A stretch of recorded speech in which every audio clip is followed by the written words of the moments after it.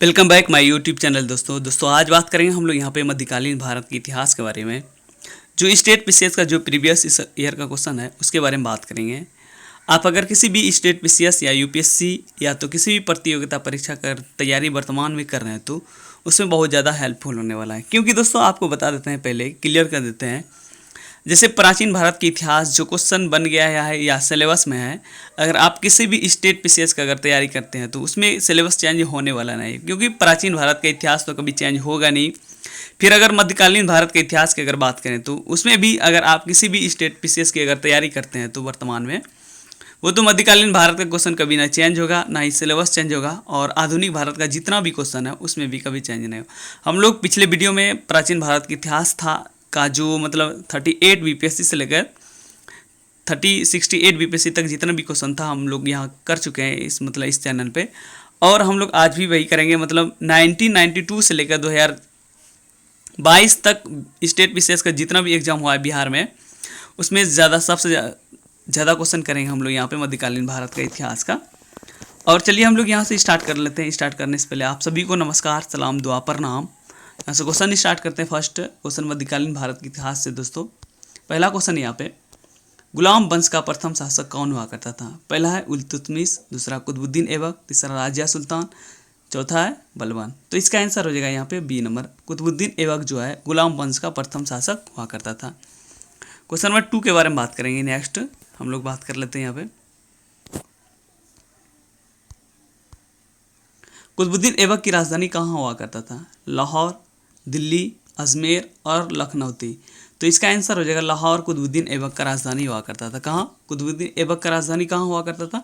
लाहौर जो हुआ करता था। यहाँ पे देख सकते हैं आप लोग 41 जो बीपीएससी एग्जाम हुआ था 1996 में, उस समय का प्रश्न है, उस समय पूछा गया था। मतलब 38 बीपीएससी से लेकर 68 बीपीएससी तक जितना भी क्वेश्चन पूछा गया आपको जो मध्यकालीन भारत का जो क्वेश्चन होगा उसमें सारा क्वेश्चन आप लोग को देखने मिलेगा। अगला क्वेश्चन है क्वेश्चन नंबर 3 के बारे में बात कर लेते हैं हम लोग यहाँ पे। 2.5 दिन का झोपड़ा का क्या है? एक मस्जिद है, एक मंदिर है, संत झोपड़ी है, मीनार है। तो 2.5 दिन का जो झोपड़ा हुआ करता था मस्जिद का हुआ करता था। क्या? 2.5 दिन का झोपड़ा जो मस्जिद हुआ करता था। क्वेश्चन नंबर 3 के बारे में बात हम लोग क्वेश्चन नंबर 4 के बारे में बात कर लेते हैं यहाँ पे। दोस्तों क्वेश्चन नंबर 4 के बारे में बात कर लेते हैं। कुतुब मीनार किसके द्वारा पूरा किया गया था? इल्तुतमिश, कुतुबुद्दीन ऐबक, अलगू खान और राजिया सुल्तान। तो हम लोग का आंसर हो जाएगा कुतुब मीनार का जो निर्माण कराया गया था, मतलब जो पूरा निर्माण कराया गया था इल्तुतमिश के द्वारा कराया गया था। किसके द्वारा? इल्तुतमिश के द्वारा। फर्स्ट नंबर आंसर हो जाएगा इसका। क्वेश्चन नंबर 5 के बारे में बात कर लेते हैं हम लोग यहाँ पे। भारत में मोहम्मद गौरी ने किसको प्रथम अख्ता प्रदान किया था? ताजुद्दीन यल्दुदोस को, कुतुबुद्दीन ऐबक को, शम्सुद्दीन इल्तुतमिश को, नसीरुद्दीन कुबचा को। तो इसका आंसर हो जाएगा यहाँ पे कुतुबुद्दीन ऐबक को, जो था भारत में मोहम्मद गौरी के द्वारा सर्वप्रथम अख्ता प्रदान किया गया था। कौन सा? अख्ता प्रदान किया गया था। क्वेश्चन नंबर 5 के बाद क्वेश्चन नंबर 6 के बारे में बात करेंगे हम लोग यहाँ पे।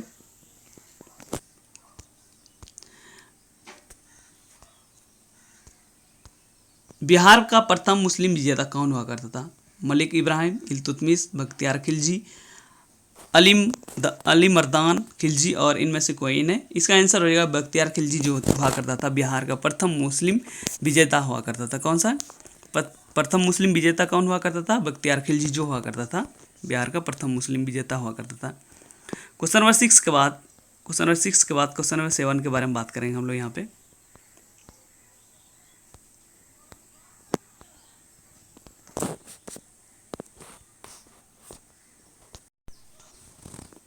क्वेश्चन नंबर 7 के बारे में बात कर लेते हैं। बिहार पर बख्तियार खिलजी के हमले का पहला विवरण क्या था? पहला तारीख हिंद से, फिर तबकात नासिरी से, फिर दूसरा ताजुल मासिर से और तारीख मुबारक शाही से, और उपयुक्त में से कोई नहीं। तो इसका आंसर हो जाएगा यहाँ पे, तो इसका तबकात नासिरी से जो था बिहार पर जो बख्तियार खिलजी के हमले का पहला विवरण मिलता है। कहाँ से? तबकात नासिरी से। क्वेश्चन नंबर 7 के बाद क्वेश्चन नंबर 8 के बारे में बात कर लेते हैं यहाँ पे। नालंदा बिहार का ध्वस्त करने वाला कौन सा शासक था? जो नालंदा बिहार का जो मतलब विध्वंस किया था उसमें से कौन सा? इसके बारे में जान लेते हैं यहाँ पे। पहला ऑप्शन है बख्तियार खिलजी, दूसरा कुतुबुद्दीन ऐबक, तीसरा मोहम्मद बिन तुगलक, चौथा अलाउद्दीन खिलजी, पांचवा इनमें से एक से अधिक, इनमें से कोई नहीं। तो इसका आंसर हो जाएगा नालंदा जो बिहार का जो ध्वस्त किया था बख्तियार खिलजी के द्वारा ध्वस्त किया गया था। क्वेश्चन नंबर 8 के बारे में बात कर लेते हैं हम लोग यहाँ पे। इल्तुतमिश ने बिहार में अपना प्रथम सूबेदार नियुक्त किसको किया था? इल्तुतमिश ने एवाज को, नसीरुद्दीन को, आलिम मर्दान को, मलिक जानी को। तो इल्तुतमिश ने बिहार में अपना प्रथम सूबेदार नियुक्त किया था, मलिक जानी को किया था। किसको? मलिक जानी को किया था। क्वेश्चन नंबर 10 के बारे में बात कर लेते हैं हम लोग यहाँ पे।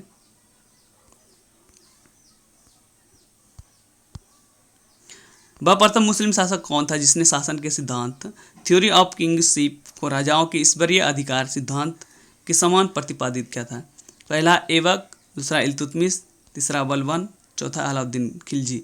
तो इसका आंसर हो जाएगा बलबन आंसर हो जाएगा। कौन सा वह ऐसा मुस्लिम था जो राजाओं के ईश्वरीय अधिकार के सिद्धांत के समान प्रतिपादित किया था? क्वेश्चन नंबर 10 के बाद क्वेश्चन नंबर 11। क्वेश्चन नंबर यहाँ पे 11 है, किस दिल्ली सुल्तान ने रक्त एवं लौ की नीति अपनाई थी? इल्तुतमिश, बलबन, अलाउद्दीन खिलजी, मोहम्मद बिन तुगलक। तो इसका आंसर हो जाएगा बलबन जो है, बलबन ने ही रक्त एवं लौ की नीति अपनाई थी। किसने? बलबन के द्वारा। क्वेश्चन नंबर 12 के बारे में बात कर लेते हैं हम लोग यहाँ पे। जब उसने राजस्व प्राप्त किया तो वह शरीयत के नियमों को आदेशों से पूर्णतः स्वतंत्र था। बर्नी ने यह कथन किस सुल्तान के लिए किया था? इल्तुतमिश, बलबन, अलाउद्दीन खिलजी, मोहम्मद बिन तुगलक। अलाउद्दीन खिलजी के ये जो अलाउद्दीन खिलजी के लिए कहा गया था। बर्नी ने क्या किसके लिए कहा था? अलाउद्दीन खिलजी के लिए कहा था। क्वेश्चन नंबर 12 के बाद क्वेश्चन नंबर 13 के बारे में बात कर लेंगे हम लोग यहाँ पे। अलाउद्दीन खिलजी के प्रसिद्ध सेनापतियों में से किसकी मंगोलों के विरुद्ध लड़ते हुए मृत्यु हुआ था? इनमें से अलाउद्दीन खिलजी का कौन सा प्रसिद्ध सेनापति था जो मंगोलों के विरुद्ध लड़ते हुए मृत्यु हो गया था? पहला ऑप्शन है जफर खां, दूसरा है नुसरत खां, तीसरा अल्प खां, चौथा अलुग खां।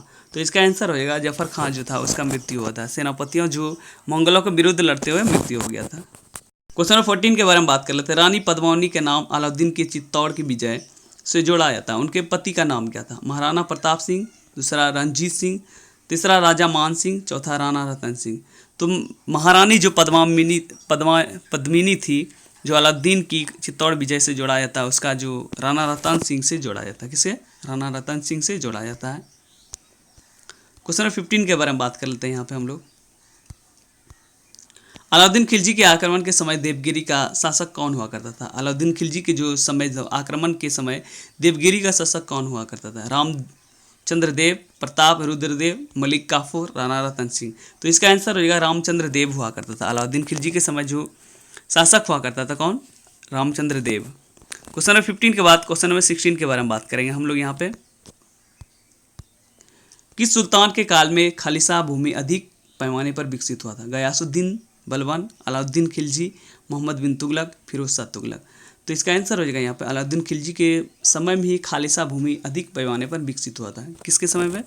अलाउद्दीन खिलजी के समय। इसका आंसर 2 नंबर आंसर हो जाएगा। अब क्वेश्चन नंबर 16 के बाद 17 की अगर बात करें तो यहाँ पे अलाई दरवाजा के निर्माण किस सुल्तान ने करवाया था? इल्तुतमिश, बलबन, अलाउद्दीन खिलजी, फिरोज शाह तुगलक।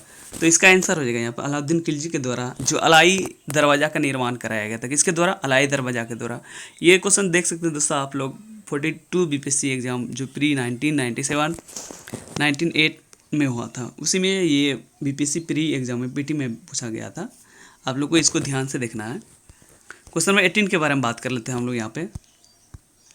दिल्ली के किस सुल्तान ने सबसे ज़्यादा नहरों का निर्माण किया था? फिरोज शाह तुगलक, इल्तुतमिश, बलबन, सिकंदर लोधी।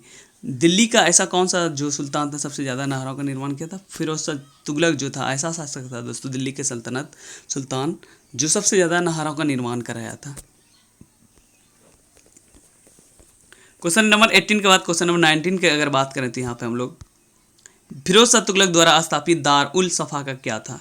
एक दानशाला था, एक खैराती अस्पताल था, एक पुस्तकालय था, तीर्थ यात्रियों के लिए एक अतिथि गृह था।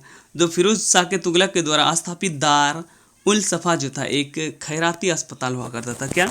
जो मतलब खैरात में देने वाला हुआ करता था। क्वेश्चन नंबर 19 के बाद क्वेश्चन नंबर 20 के बारे में बात कर लेते हैं यहाँ पे। निम्नलिखित में से किस सुल्तान ने बेरोजगारों को रोजगार दिलवाया था? अलाउद्दीन खिलजी, मोहम्मद बिन तुगलक। और इसका सी नंबर ऑप्शन यहाँ पे देख लेते हैं हम। सी नंबर ऑप्शन है फिरोज शाह तुगलक और शेरशाह सूरी। तो इसका आंसर हो जाएगा यहाँ पे सबसे ज़्यादा फिरोज शाह तुगलक के द्वारा जो बेरोजगारों को रोजगार देने का निर्णय लिया था। क्वेश्चन नंबर 21 के बारे में बात कर लेते हैं। निम्नलिखित में से किस सुल्तान के दरबार में सबसे अधिक गुलाम हुआ करता था? बलबन, अलाउद्दीन खिलजी, मोहम्मद बिन तुगलक, फिरोज शाह तुगलक। आपको पता है दोस्तों, मतलब सुल्तान के दरबार में सबसे अधिक गुलाम हुआ करता था फिरोज शाह तुगलक के समय में 1,80,000 मतलब गुलाम हुआ करता था दोस्तों। किसके कितना? 1,80,000। अगर इसके बाद यहाँ से थोड़ा सा थ्योरी की बात कर लेते हैं, यहाँ इसके बारे में जान लेते हैं हम लोग कितना गुलाम हुआ करता था। अगर फिरोज को दासों का बहुत शौक था। उसके दासों की संख्या संभवतः 1,80,000 तक पहुँच गई थी। उनकी देखभाल के लिए एक पृथक विभाग दीवान ए बंदगान का गठन किया गया। उन दासों की शिक्षा का पूर्ण ध्यान रखा जाता था। प्रत्येक दास को 10 से 100 टंके के वेतन मिलता था। कितना? 10 से 100 टंके के वेतन मिलता था तथा कभी कभी जागीरें भी मिलती थी। क्या जागीरें भी मिला करता था। और फिरोज शाह का यह शौक राज के लिए हानिकारक सिद्ध हुआ। क्या हुआ? राज के लिए हानिकारक सिद्ध हो गया। जो क्योंकि इसके सोच सकते हैं दोस्तों, 1,80,000 मतलब इसके शासनकाल में इसके अंदर नौकर रहा करता था। सोच सकते हैं दोस्तों कितना अमीर हुआ करता होगा। तो दोस्तों आजकल 2-4 नौकर खटाने के बाद कितना आपको पता ही है दोस्तों। क्वेश्चन नंबर 22 के बारे में बात कर लेते हैं यहाँ पे। निम्नलिखित में से किस सुल्तान ने फलों की गुणवत्ता सुधारने के लिए उपाय किया था? मोहम्मद बिन तुगलक, फिरोज शाह तुगलक, सिकंदर लोधी, शेर शाह सूरी। तो इसका आंसर होगा फिरोज शाह तुगलक जो था, इन्होंने ही फलों की गुणवत्ता सुधारने के लिए उपाय किया था। किसने? फिरोज शाह तुगलक के द्वारा। क्वेश्चन नंबर 23 के बारे में बात कर लेते हैं हम लोग यहाँ पे। फारसी यात्री उबदर रज्जाक भारत के किस राजा के शासनकाल में आया था?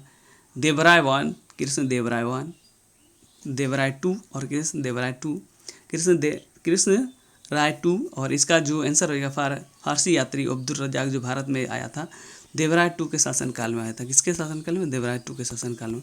अगर इसके थ्योरी की थोड़ा सा बात कर लेते हैं दोस्तों, कुछ मेन पॉइंट दिया गया है उसके जान लेते हैं। फारसी राष्ट्रदूत अब्दुल रज्जाक संगम वंश के सबसे प्रतापी शासक देवराय टू के कार्यकाल 1422 से लेकर 1446 ईस्वी के शासनकाल में विजयनगर आया था। उसने अपनी यात्रा वृत्तांत मतला उस सदाइन व मजमु उल बहरीन में देवराय टू के शासनकाल में वर्णन किया है। उसके बाद अगला क्वेश्चन 24 के बारे में बात कर लेते हैं यहाँ पे।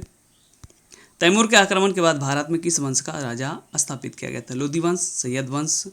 उसके बाद क्वेश्चन नंबर 24 के बाद 24 यहाँ पे आता है दोस्तों, इसके बारे में जान लेते हैं। तुगलक वंश और खिलजी वंश। जो सैयद वंश था उसके बाद खिलजी वंश का स्थापना हुआ था। इसके बारे में कुछ तथ्य दिया गया, उसके बारे में थोड़ा सा जान लेते हैं हम लोग। तैमूर के आक्रमण के बाद तुगलक शासक का कमजोर कर दिया। 1412 ईस्वी में नसरुद्दीन की मृत्यु के साथ ही तुगलक वंश का अंत हो गया। 1413 ईस्वी में सरदारों ने दौलत खां को दिल्ली का सुल्तान चुना, परंतु उसे दौलत खां के सूबेदार खिर्ज खां ने पराजित कर दिया। वह तैमूर द्वारा नियुक्त लाहौर का सूबेदार था। तैमूर के आक्रमण के बाद 1414 ईस्वी में उसने दिल्ली पर एक नए सैयद वंश की नींव डाली। किसने? जो मतलब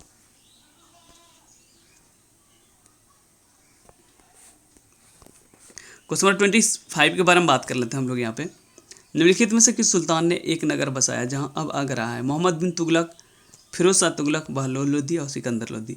जो दोस्तों जो सुल्तान जो था सिकंदर लोधी, इन्होंने ही मतलब एक नगर बसाया था जहां अब आगरा हुआ करता है।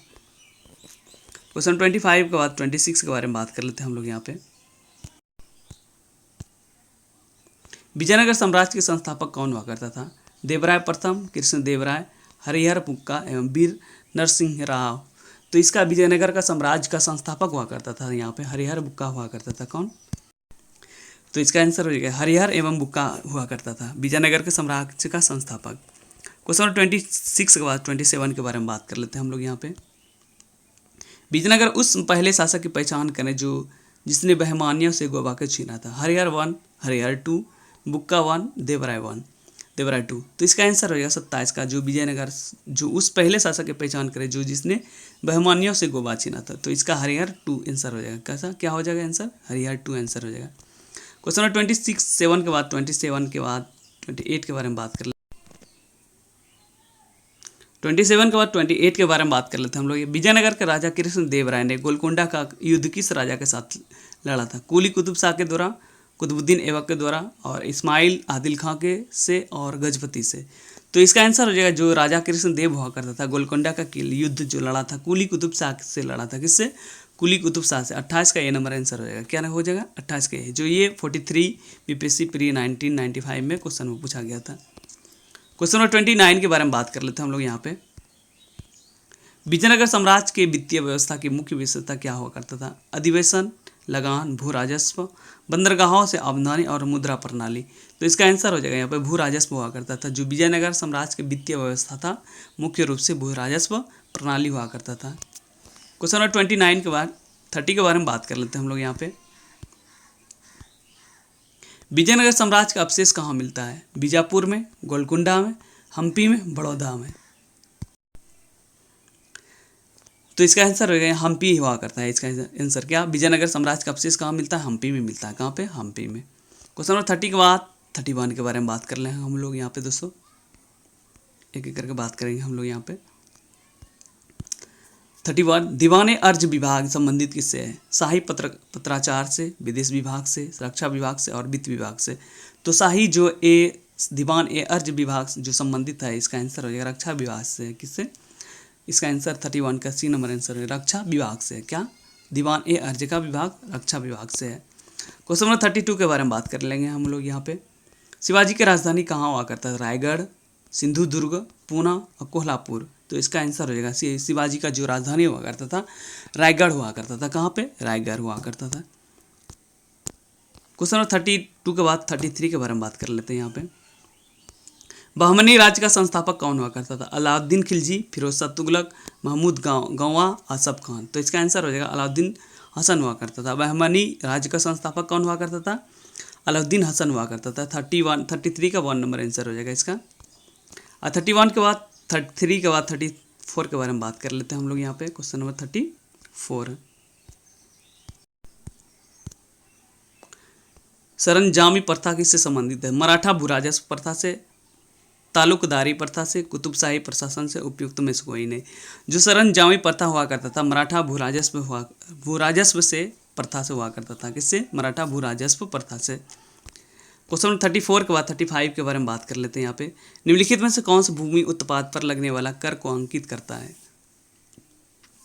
इसको मैच करने वाला है दोस्तों, इसके मैच करेंगे। इसका आंसर हो जाएगा यहाँ पे खराज, खुम्स, उस्र और मुक्ताई। तो इसका आंसर हो जाएगा 134, मतलब 134 इसका आंसर हो जाएगा। क्या हो जाएगा? 134 आंसर हो जाएगा इसका।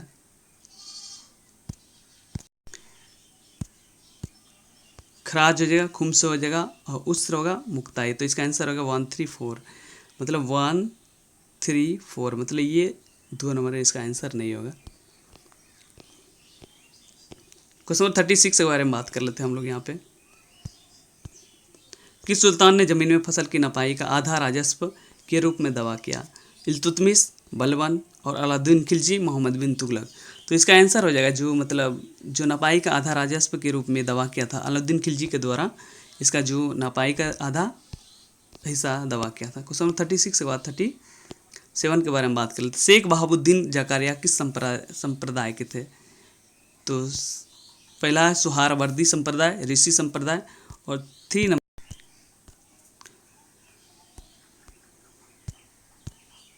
चिश्ती संप्रदाय, और फिर दूसरी संप्रदाय, और 5वां होगा इनमें से कोई नहीं, इनमें से एक से अधिक। तो इसका आंसर हो जाएगा 1 नंबर आंसर हो जाएगा यहाँ पे। सुहारवादी संप्रदाय से ताल्लुक़ रखता था। क्वेश्चन 38 के बारे में बात कर लेते हैं हम लोग यहाँ पे। इन शासकों में से किसने अपनी सैन्य टुकड़ियों को 200 और 250 एवं 500 की इकाइयों की विभाजित किया? बहलोल लोदी ने, सिकंदर शाह ने, शेर शाह ने और इस्लाम शाह ने। तो इसका आंसर होगा इनमें से एक से अधिक या इनमें से कोई नहीं होगा इसका आंसर। क्वेश्चन नंबर 39 की बात कर लेते हैं हम लोग यहाँ पे। जवाबित का संबंध किससे था? राज्य कानून से, मनसब प्रणाली को नियंत्रित करने वाले कानून से, टकसाल से संबंधित कानून से और कृषि संबंधित कर से। तो इसका आंसर राज्य कानून से संबंधित था। जवाबित का संबंध जो था राज्य के कानून से था। किससे? राज्य के कानून से था। क्वेश्चन नंबर 39 के बाद क्वेश्चन नंबर 40 के बारे में बात कर लेते हैं यहाँ पे। सल्तनत काल के सिक्के टाका, ससगनी एवं जीतल किन धातुओं के थे? चांदी, चांदी तांबा और सोना, चांदी तांबा और चांदी तांबा तांबा और सोना चांदी जस्ता तांबा। तो इसका आंसर हो जाएगा यहाँ पे चांदी, चांदी तांबा हुआ करता था। जो सल्तनत काल के सिक्के का टाका हुआ करता था चांदी, चांदी और तांबा का टाके हुआ करता था। क्वेश्चन नंबर 40 के बाद 41 के बारे में बात कर लेंगे हम लोग यहाँ पे। भारत में कागज का प्रयोग कब से प्रारंभ हुआ था?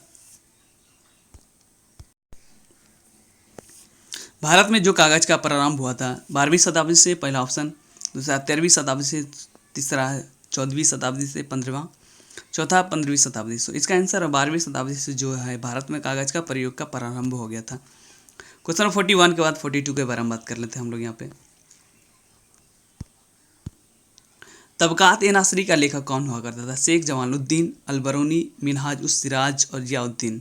तो तबकात ए नासरी का लेखक हुआ करता था मिनहाज ए उस सिराज हुआ करता था। कौन? मिनहाज उस सिराज हुआ करता था। क्वेश्चन 42 के बाद 43 के बारे में बात कर लेंगे हम लोग यहाँ पे। सभी भक्ति संतों के मध्य एक समान विशेषता कि उन्होंने, मतलब क्या इसका उद्देश्य था? अपनी वाणी को उसकी भाषा में लिखा जिससे उनके भक्त समझते थे। दूसरा ऑप्शन है पुरोहित वर्ग की सत्ता का नकारा। तीसरा स्त्रियों को मंदिर जाने के प्रोत्साहित किया।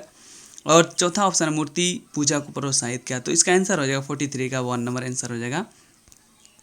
जो इसका आंसर हो जाएगा यहाँ पे, अपनी वाणी को उस भाषा में लिखा जो जिनके उनके भक्त समझते थे। क्या? जिनके जो उसके भक्त हुआ करता था उसको समझते थे, जो सभी भक्तों के एक समान विशेषता थी। 43 के बाद 44 के बारे में बात कर लेते हैं यहाँ पे। निम्नलिखित में से किस सुल्तान ने निज़ामुद्दीन औलिया ने भेंट करने से इनकार कर दिया था? जलालुद्दीन खिलजी पहला ऑप्शन है। दूसरा ऑप्शन है अलाउद्दीन खिलजी।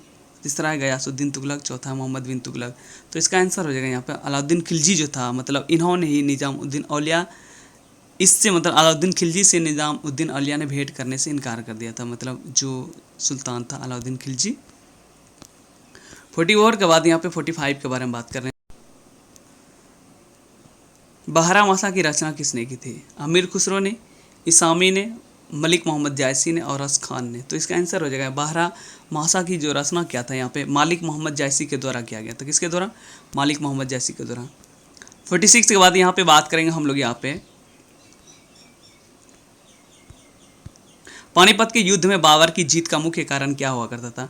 उसकी घुड़सवार सेना, उसकी सैन्य कुशलता, तुगलक गांव पर था अफगानों की आपसी।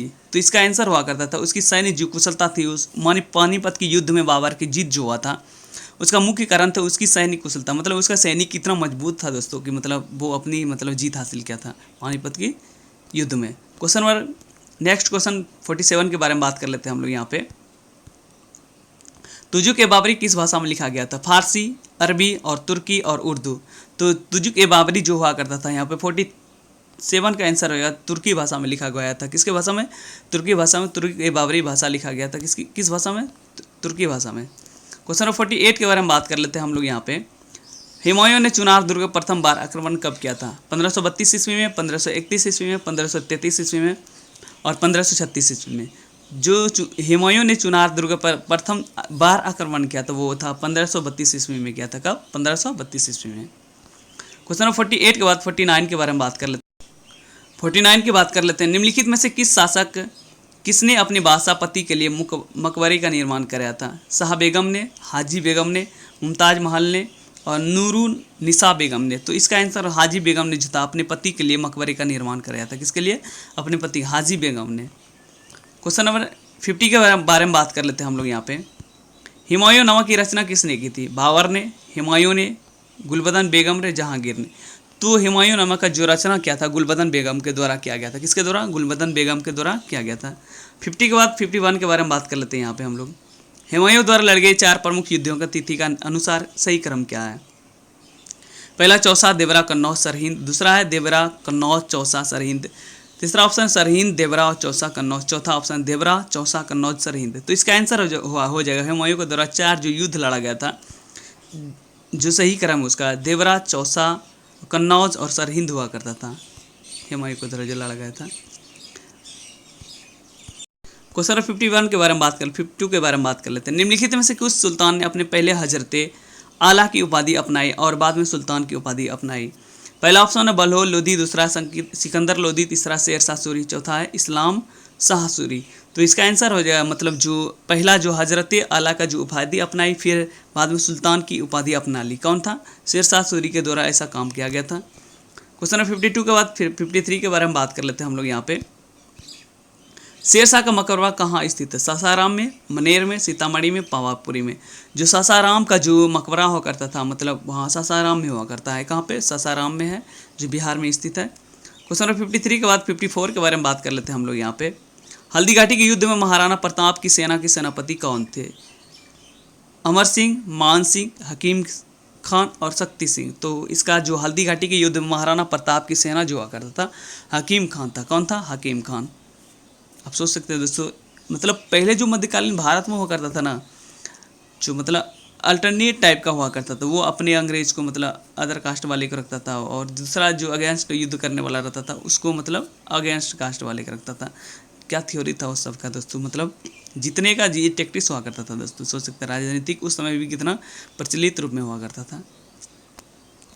क्वेश्चन 54 के बाद 55 के बारे में बात कर लेते हैं यहाँ पे हम लोग। निम्नलिखित में से किस मुस्लिम शासक ने तीर्थ यात्रा कर समाप्त कर दिया था? बहलोल लोधी ने, शेरशाह ने और हुमायूं ने, अकबर ने। तो इसका आंसर हो जाएगा अकबर। निम्नलिखित इसने जो तीर्थ यात्रा कर समाप्त कर दिया था, किसने किया था? अकबर के द्वारा जो था तीर्थ कर यात्रा को समाप्त कर दिया गया था। 55 के बाद 56 के बारे में बात कर लेंगे हम लोग, यहाँ पे एक एक करके बात करेंगे।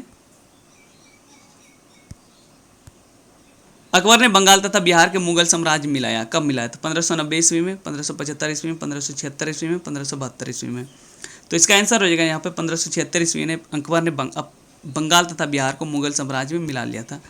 56 के बाद 57 के बारे में बात कर लेते हैं यहाँ पे दोस्तों। यहाँ से आप क्वेश्चन करके जाएंगे, बहुत ही हेल्पफुल मिलेगा। आप प्रीवियस ईयर क्वेश्चन कीजिए, लास्ट तक वीडियो अंत तक देखते रहिए दोस्तों, बहुत ही हेल्पफुल मिलने वाला है। मध्यकालीन भारत से जितना भी क्वेश्चन है आपका एक भी क्वेश्चन नहीं छूटने वाला है।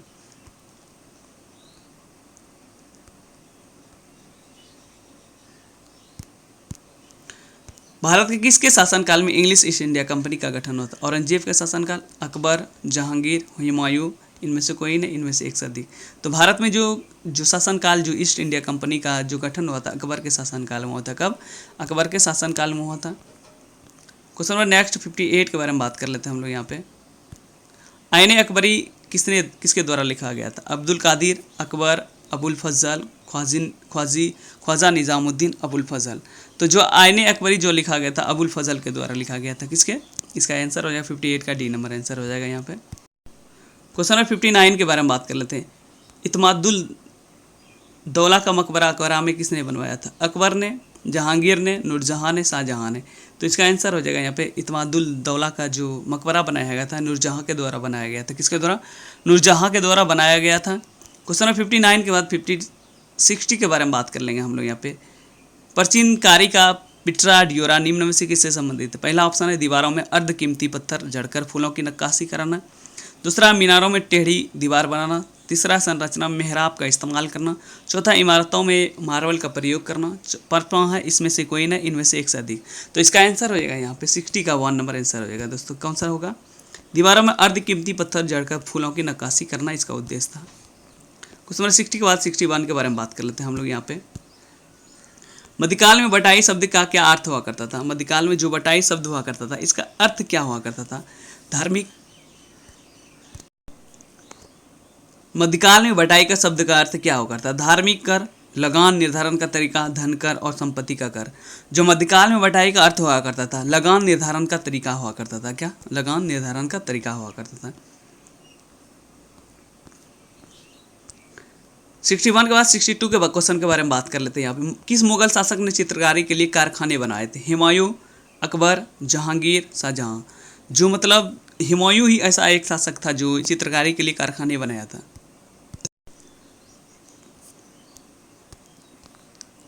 क्वेश्चन 62 के बाद 63 के बारे में बात कर लेते हैं यहाँ पे। दस्ताने अमीर हमजा का चित्रांकन किसके द्वारा किया गया था? अब्दुस समद, मंसूर, मीर सैयद अली, अबुल हसन। इसमें से इसका कोई भी आंसर नहीं है। यहाँ पे इसके बारे में तथ्य कुछ जान लेते हैं 63 के बारे में। अकबर ने अनेक ग्रंथों को चित्रित करवाया। इसमें से सर्वप्रथम दस्ताने ए आमिर हमजा या हुमायूं के काल में चित्रित था। किसके काल में? हुमायूं के काल में आरंभ हुआ और अकबर के शासनकाल में पूर्ण रूप से बदायूनी और शाह नवाज खां के अनुसार इसे तैयार करने में लगभग 15 वर्ष लगे थे। और पहले सैयद अली तथा बाद में अब्दुस समद की देखरेख में प्राय 50 चित्रकारों ने इसे तैयार करने में हिस्सा लिया था। इसमें से करीब 1400 चित्र थे। सभी चित्र 27x20 सेंटीमीटर आकार वाले असामान्य रूप से लंबे चौड़े फोलियो के एक तरफ चिपकाए हुए थे। यह ग्रंथ फारसी नायक आमिर हमजा मोहम्मद शाह के चाचा वीरतापूर्ण कारनामों का उल्लेख करता था। अगला क्वेश्चन यहाँ पे यूरोपीय चित्रकारी का सब प्रवेश किसके दरबार में हुआ था? यहाँ पे इसका आंसर हो जाएगा यहाँ पे अकबर के दरबार में हुआ था। किसके दरबार में? अकबर के दरबार में हुआ था। जो यूरोपीय चित्रकारी का जो प्रवेश हुआ था किसके दरबार में? अकबर के दरबार में। 64 के बाद 65 क्वेश्चन नंबर बात करेंगे हम लोग यहाँ पे। दसवंत और बसावन प्रसिद्ध चित्रकार मुगल सम्राट राजदरबारी कौन था? 65 का आंसर हो जाएगा यहाँ पे अकबर है, जहांगीर है, शाहजहां और औरंगजेब। तो इसका आंसर हो जाएगा यहाँ पे अकबर आंसर हो जाएगा यहाँ पे। फर्स्ट नंबर 65 का फर्स्ट नंबर आंसर हो जाएगा। क्वेश्चन नंबर 65 के बाद 66 के बारे में बात कर लेते हैं हम लोग यहाँ पे। मुगल चित्रकाल किसके नेतृत्व में अपने शीर्ष बिंदु पर था? जहांगीर, हुमायूं, शाहजहां और अकबर। जो मुगल जो चित्रकला हुआ करता था जहांगीर के समय में ही शीर्ष बिंदु पर हुआ करता, मतलब टॉप में हुआ करता था। 66 के बाद 67 क्वेश्चन नंबर की बात करेंगे यहाँ पे हम लोग। जब्ती प्रणाली किसकी उपज थी? गयासुद्दीन तुगलक, सिकंदर लोदी, शेरशाह सूरी और अकबर। जो जब्ती प्रणाली हुआ करता था जो अकबर की उपज थी, किसका उपज था? अकबर का उपज था ये। क्वेश्चन नंबर 68 के बारे में बात कर लेते हैं यहाँ पे। यह कथन किसका है कि अकबर के शासन काल में इलाहाबाद में 40 स्तंभयुक्त मंजिल के निर्माण में 5000 से 20,000 लोगों ने 40 साल तक काम किया था। कितना साल तक? 40 साल तक। दोस्तों कितना सोच सकते हैं, इलाहाबाद में जो 40 स्तंभ मंजिल जो है इलाहाबाद में, याद रखना कहाँ पे? इलाहाबाद में जो 40 स्तंभ मंजिल है 5000 से 20,000 लोगों ने, मतलब 20,000 लगभग लोगों ने 40 साल तक काम किया था। कितना? 40 साल तक। तो यहाँ पे पहला है मनुची, फिर टबनियर है और इसका विलियम फिंच है, अब्दुल हामिद लाहौरी। तो इसका आंसर होगा विलियम फिंच है। कौन सा है? विलियम फिंच है। 69 के बारे में बात कर लेते हैं हम लोग यहाँ पे। कश्मीर का अकबर के नाम से प्रसिद्ध सुल्तान कौन था? सुल्तान शमसुद्दीन शाह, सुल्तान कुतुबुद्दीन और सुल्तान सिकंदर, सुल्तान जैनुल आबदीन। तो इसका आंसर हो जाएगा जैनुल आबदीन जो सुल्तान था, जो कश्मीर का अकबर के नाम से भी जाना जाता था। किसके नाम से? कश्मीर के अकबर के नाम से जाना जाता था। क्वेश्चन नंबर 70 के बारे में बात कर लेते हैं हम लोग यहाँ पे। दो अस्पा एवं सी अस्पा जो प्रथा किसने शुरू किया था? अकबर ने, जहांगीर ने, शाहजहां ने, औरंगजेब ने।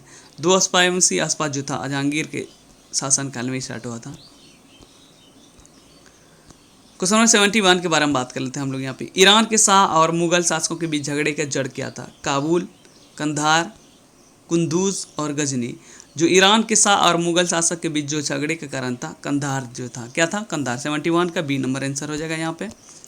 71 के बाद 72 के बारे में बात कर लेते हैं। दिल्ली के लाल किले का निर्माण किसने किया करवाया था? आप सभी को दिल्ली का लाल किले का निर्माण किसने? शाहजहां ने करवाया था।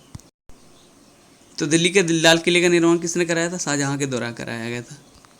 क्वेश्चन नेक्स्ट क्वेश्चन 73 के बारे में बात कर लेते हैं हम लोग यहाँ पे। निम्नलिखित में से किस इतिहासकार ने शाहजहां के शासनकाल के मुगल काल का स्वर्ण युग कहा? B.S. Smith, J.N. सरकार, A.L. श्रीवास्तव, उपयुक्त में से कोई नहीं। तो इसका आंसर हो जाएगा A.L. श्रीवास्तव ने जो मुगल काल का स्वर्ण युग कहा जाता है। किसको? शाहजहां के शासनकाल को। क्वेश्चन नंबर 74 के बारे में बात कर लेते हैं यहाँ पे। औरंगजेब द्वारा चलाया गया जिहाद का अर्थ क्या था? दारुल हर्ब, दारुल इस्लाम, होली वॉर और जाजिया। तो इसका आंसर दारुल उल इस्लाम जो था जिहाद के रूप में चलाया गया था। 74 के बाद 75 के क्वेश्चन के बारे में बात कर लेते हैं यहाँ पे हम लोग। पटना में किस गुरु का जन्म हुआ था? नानक, तेग बहादुर और हरिगोविंद और गोविंद सिंह। जो पटना में जो गुरु गोविंद सिंह जो था उसी का जन्म हुआ था। कहाँ पे? पटना में हुआ था। क्वेश्चन 75 के बाद 76 के बारे में बात कर लेते हैं यहाँ पे। मुगल प्रशासन में मुहतसिब था। क्या था? सेना अधिकारी, विदेश विभाग का मुख्य, लोक आचरण अधिकारी, पत्र व्यवहार विभाग अधिकारी। तो इसका मुगल प्रशासन में जो मुहतसिब हुआ करता था यहाँ पे लोक आचरण अधिकारी हुआ करता था। क्या? लोक आचरण अधिकारी हुआ करता था। क्वेश्चन नंबर 76 के बाद 77 के बारे में बात कर लेते हैं हम लोग यहाँ पे।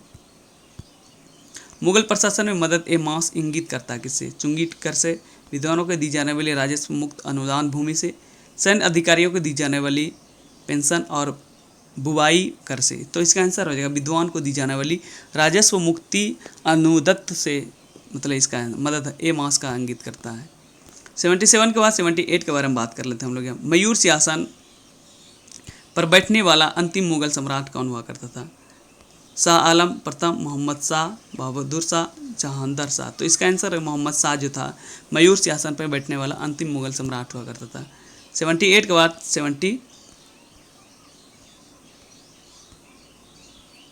यहाँ से दोस्तों 79 के बाद यहाँ पे लास्ट क्वेश्चन है 70, मध्यकालीन भारत का लास्ट क्वेश्चन है दोस्तों, बच गया है। इसको थोड़ा सा कर लेते हैं हम लोग।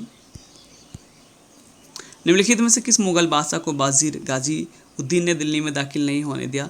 तो इसका आंसर है शाह आलम द्वितीय हो जाएगा। क्या हो जाएगा? शाह आलम द्वितीय। तो दोस्तों हम लोग का 38 से लेकर 68 तक जितना भी क्वेश्चन था बीपीएससी का मध्यकालीन भारत से, तो टोटल क्वेश्चन हम लोग कर लिए हैं। हम लोग प्राचीन भारत के इतिहास का जितना भी क्वेश्चन था टोटल कर लिए। आज हम लोग मध्यकालीन भारत का क्वेश्चन कर लिए हैं दोस्तों। अगले वीडियो में आप सभी को मतलब आधुनिक भारत का जो इतिहास है जितना भी क्वेश्चन उससे बना है 1992 से मतलब 1992 से लेकर 2022 तक एग्जाम जितना हुआ था इस बिहार बीपीएससी में दोस्तों, उसका सभी क्वेश्चन आधुनिक भारत का सभी क्वेश्चन आप सभी को कराऊंगा। तो दोस्तों thanks for watching this video.